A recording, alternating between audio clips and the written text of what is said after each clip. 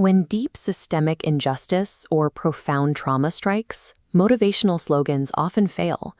Telling someone in crisis to stay positive is like handing them a glass shield to stop a boulder. It gets crushed on impact. These catchphrases create a trap of false binaries. They force people to choose between a total denial of their painful reality or a complete surrender to it. The ROFA Academy offers a different path by pulling high-level clinical frameworks into street-level survival. They use dialectical behavior therapy, or DBT, teaching practical skills to navigate the space between those two extremes.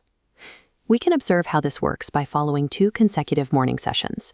At 9 a.m., facilitator Valerie tackles the concept of personal power, and at 10 a.m., facilitator Chris breaks down radical acceptance.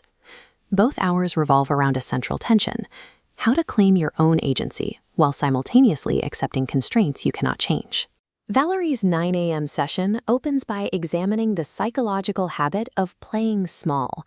She identifies how external barriers, like the glass ceiling, are reinforced internally when people shrink themselves. She redefines humility to counter this. Instead of self-erasure, she introduces humble power. Humility in this framework means holding a grounded view, an accurate scale of your actual capabilities, neither inflated nor erased. Looking at Valerie's handwritten notes, we see the phrase "shine bright, smile." She teaches that dimming your light to keep others comfortable is deceit. Further down, Valerie diagrams an infinite loop of reciprocal growth. Strengthening another person actually builds your capacity and betters the self.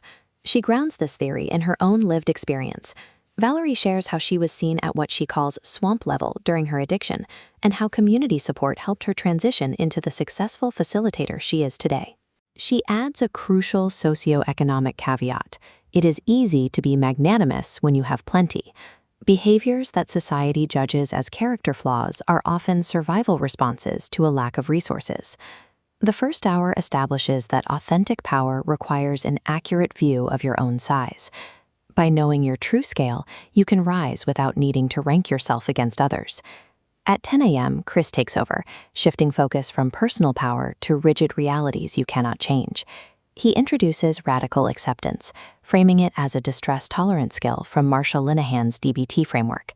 In Chris's whiteboard notes, he references "farewell, my chicken friends." Acceptance means facing cold facts, like a dead chicken, without moral endorsement. Further down, we see the distinction. Pain is inevitable, but suffering is the optional agony we manufacture when we fight reality. Refusing to accept reality is like quicksand. Struggling against facts you cannot change only makes you sink faster. To find leverage, you must stop thrashing. In Chris's notes from the end of the hour, we see the directive, "resist will, not wall." A wall is a factual constraint. Will is the insistence that the wall shouldn't exist. Stop attacking the wall.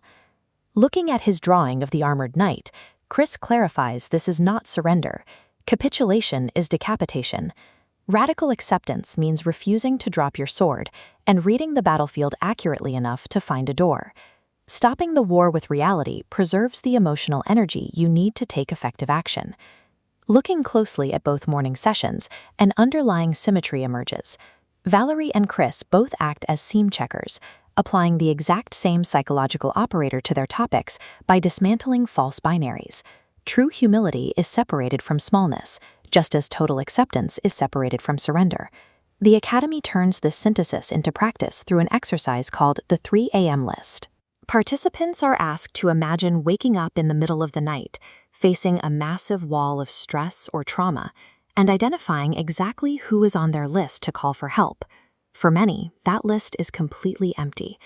The radical act is to look at that blank list and accept it as a factual geographic coordinate rather than a shameful personal failure.